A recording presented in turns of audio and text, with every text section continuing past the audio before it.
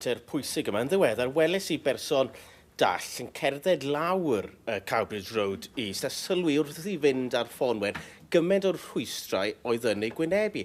Ac un o'r rheini oedd ceir wedi parcio ar y palmant. Nawr, dwi'n ddim yn beth newydd. Nôl yn 2019, nath Lee Waters sefydlu tasglu I ddelio ar mater yma. Fe gyhoeddwyd y droddiad yn Hydref 2020, gyda'r nod o ddechrau cosbi yng Ngorffennaf 2022.